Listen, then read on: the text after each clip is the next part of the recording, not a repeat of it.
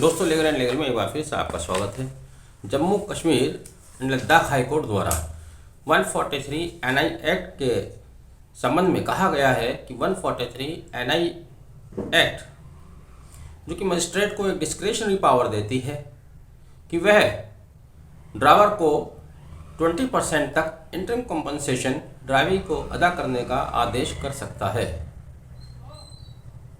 साथ ही हाईकोर्ट ने कहा कि यह डिस्क्रिशनरी पावर रीजन बेस होनी चाहिए, यानी कि जब मजिस्ट्रेट अपना निर्णय सुनाता है 143A पर तो उसको रीजन भी कोट करना चाहिए कि क्यों वो इस तरह का आदेश दे रहे हैं। साथ ही उन्होंने यह भी कहा कि यह आदेश अप टू 20% तक कंपनसेशन दिए जाने का है, ना कि केवल 20% का। उन्होंने यहाँ बिल्कुल ही स्पष्ट कर दिया कि 1% से लेकर 20% तक आप 143A के अंतर्गत कंपनसेशन या इंटरिम कंपनसेशन दिला सकते हैं। मैं बात कर रहा हूँ जम्मू कश्मीर एंड लद्दाख हाईकोर्ट द्वारा दिए गए निर्णय के बारे में, जो कि नज़ीर अहमद चौपान बनाम अब्दुल रहमान चौपान के केस में आया है, जिसे सुन रहे थे जस्टिस संजय धर। हाईकोर्ट के समक्ष दाखिल याचिका में चेक के ड्राइवर द्वारा याचिकाकर्ता द्वारा कहा गया था कि मजिस्ट्रेट कोर्ट द्वारा ट्रायल कोर्ट द्वारा 20% कंपनसेशन दिया जाना गैर कानूनी है, क्योंकि उसने जब चेक का देना ही स्वीकार नहीं किया तब 20% कंपनसेशन या इंटरिम कंपनसेशन देने का आदेश किस तरह से पारित किया जा सकता है या क्यों पारित किया गया, यह याचिकाकर्ता का कहना था।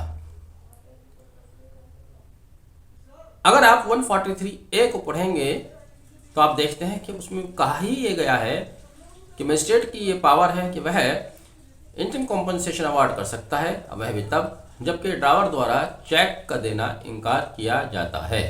यानी कि याचिकाकर्ता की प्ली सेक्शन 143A के विरुद्ध थी, लेकिन इस पर हाईकोर्ट द्वारा भी सहमति जताई गई।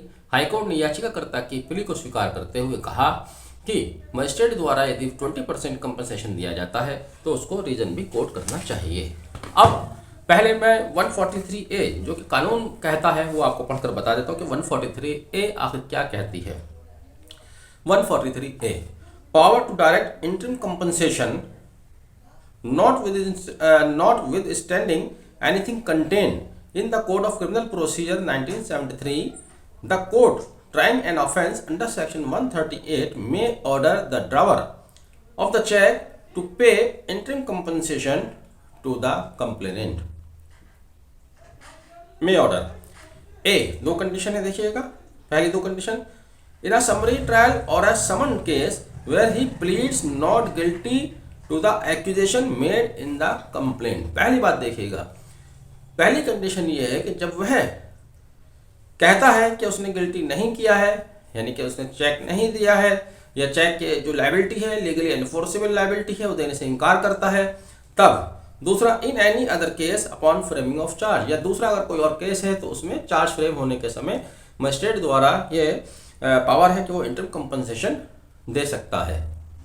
तो यहाँ पर हाईकोर्ट का यह कहना कि एक तो उसको रीजन बेस होना चाहिए, चलिए रीजन बेस हो सकता है, लेकिन 1% टू 20% हो चाहिए। यानी कि उनका हाईकोर्ट का प्रेस अभी तक जितने भी इस तरह के जजमेंट आए हुए रहे हैं कि 20% ही क्यों, 20% से कम दें। लेकिन यहाँ पर सवाल ये पैदा होता है, जब 138 एनआई एक्ट के तहत कोई मामला न्यायालय के समक्ष आता है तो न्यायालय कानूनी तौर पर प्रिजम्पशन करता है कि ड्राइवर के पास जो चेक है वो किसी लीगली एनफोर्सेबल लायबिलिटी को पे ऑफ करने के लिए ड्राइवर द्वारा दिया गया है। इसी प्रिजम्पशन के आधार पर ये मुकदमा आगे बढ़ता है। जब प्रिजम्पशन ये कर ली गई है कि ड्राइवर के ऊपर कोई लीगली एनफोर्सेबल लायबिलिटी है, तब उसको रीजन कोट करने की मैं समझता हूँ कि उतनी आवश्यकता नहीं है। अगर आवश्यकता है तो रीजन कोट करेगा, लेकिन याचिकाकर्ता द्वारा यह कहा जाना कि जब उसने डिनाई कर दिया है, चेक देना उसने स्वीकार नहीं किया है, तो 20% का इंटरिम कंपनसेशन क्यों उसके ऊपर थोपा जा रहा है, ये बिल्कुल गलत है। बहरहाल हाईकोर्ट द्वारा उसकी याचिका स्वीकार करते हुए मजिस्ट्रेट कोर्ट के आदेश को क्वैश कर दिया गया है। मजिस्ट्रेट कोर्ट से कहा गया है, ट्रायल कोर्ट से कहा गया है कि उसको दोबारा से इस पर कोई आदेश पारित करे। यहाँ पर हाईकोर्ट के समक्ष भी एक लॉजिकल पॉइंट रखा जाना चाहिए जो शायद ढंग से नहीं रखा गया। 138 एनआई के केस में ड्राइवी जिसका पैसा मर जाता है, चेक ले लेकर वो अदालतों में घूमता है, उसको ड्राइवर को समन कराने में ही 4 से 5 महीने लग जाते हैं, कभी कभी कई साल लग जाते हैं और ड्राइवर हाथ नहीं आता है। उस दौरान अगर वो आ भी जाता है, बमुश्किल किसी तरह से आ भी जाता है, जूते घिसने के बाद अगर मजिस्ट्रेट उसको 20% कंपनसेशन दे देता है, तो ये कानून में दी गई व्यवस्था के अनुसार है, कहीं भी इसमें कोई त्रुटि नहीं होनी चाहिए। 143A के विरुद्ध अगर इस तरह के जजमेंट हाई कोर्ट के आएंगे तो 143A का अपना महत्व, उसका उद्देश्य समाप्त हो जाएगा। फिर 143A में दिया गया कॉम्पनसेशन स्थायी नहीं है। यदि ड्राइविंग का केस साबित नहीं हो पाता है तो विद इंटरेस्ट उसको पैसा भी वापस करना है। जहां उसका 80% रुपया तब भी मरा रह जाता है तो उसको तो अभी 20% ही मिल रहा है। तो हालांकि कानून में अप टू 20% दिया हुआ है, ट्रायल कोर्ट बहुत सी बार 20% कर देते हैं, बहुत सी बार 20 से कम कर देते हैं। मेरा भी तो यह है कि 20% ही होना चाहिए, अप टू ना होगा 20% ही होना चाहिए। और रीज़न इसमें स्पष्ट है कि भाई जब ड्राइवर आता है तो उसकी लिटिगेशन के बहुत सारे एक्सपेंसेस होते हैं, कई महीने से कई सालों से धक्के खा रहा है। एक तरफ तो उसका पैसा फंसा, दूसरी तरफ वो एडवोकेट को फीस देता है, कोर्ट की फीस देता है, कोर्ट के खर्चे करता है, अपना काम छोड़ कर आता है।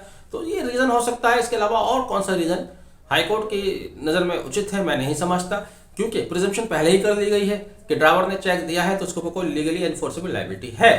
बहरहाल उच्च न्यायालय का निर्णय है, आगे देखते हैं कि इस निर्णय का क्या इम्पैक्ट पड़ेगा। आपने वीडियो आखिर तक देखा।